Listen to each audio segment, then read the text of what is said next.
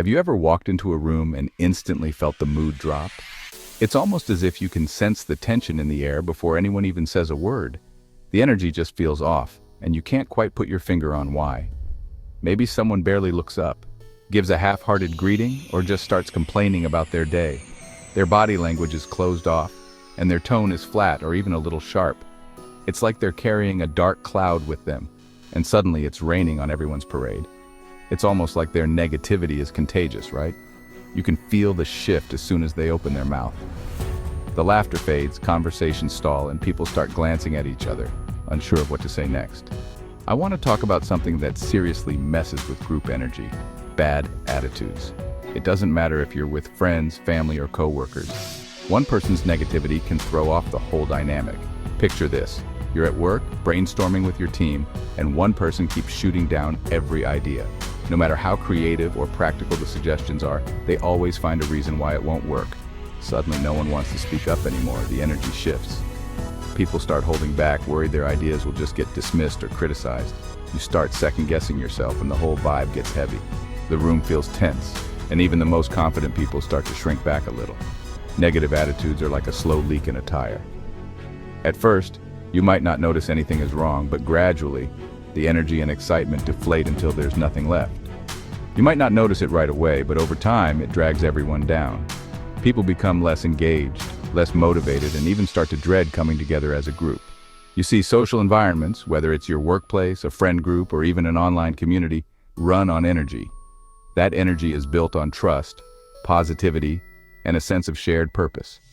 When someone's consistently negative, it throws off the balance. It's like adding a sour note to a beautiful song. Suddenly, nothing sounds quite right. Here's the wild part. Studies show that negative emotions spread faster than positive ones. Our brains are wired to pick up on threats, and negativity feels like a threat to group harmony. That means one person's bad mood can ripple out and affect everyone else, sometimes for the whole day. It's like a domino effect. One person's attitude can set the tone for the entire group. It drains motivation, kills creativity, and makes people want to avoid working together. I've seen it firsthand, and it's honestly one of the fastest ways to derail a project or ruin a good time. I remember a project where one team member just kept focusing on what could go wrong. Every meeting felt like a battle, and it was hard to stay optimistic.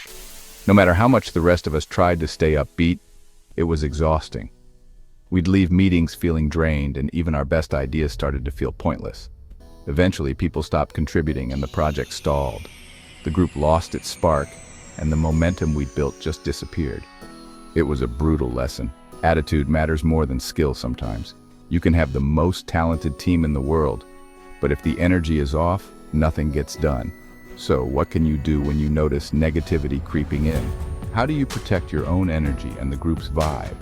First, recognize the power your own attitude has on others. Your mood, your words, and even your facial expressions can influence the entire group. If you catch yourself constantly complaining or being cynical, pause for a second and reframe. Ask yourself if there's a more positive or constructive way to look at the situation. You never know whose day you're impacting. Sometimes just a small shift in your attitude can make a huge difference for someone else. Next, try to set boundaries with consistently negative people.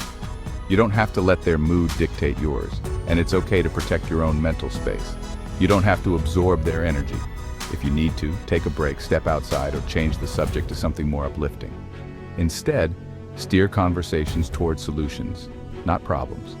Encourage others to focus on what can be done, rather than what's going wrong. And if you're feeling bold, gently call out toxic patterns, but do it with empathy. Sometimes people don't realize how their words or actions are affecting the group. Sometimes people don't even realize the effect they're having. A little self-awareness can go a long way in shifting the group dynamic. At the end of the day, group energy is fragile. It takes effort to build, but it can be shattered in seconds by negativity.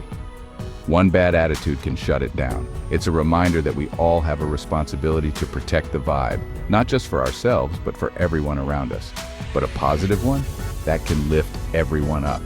When you bring good energy, you inspire others to do the same, and suddenly the whole group feels lighter and more connected. Remember, you get to choose which energy you bring into the room. Every interaction is a chance to set the tone and make a difference. Choose wisely because it really does matter. The energy you bring can either build people up or bring them down, so why not be the reason the room feels a little brighter?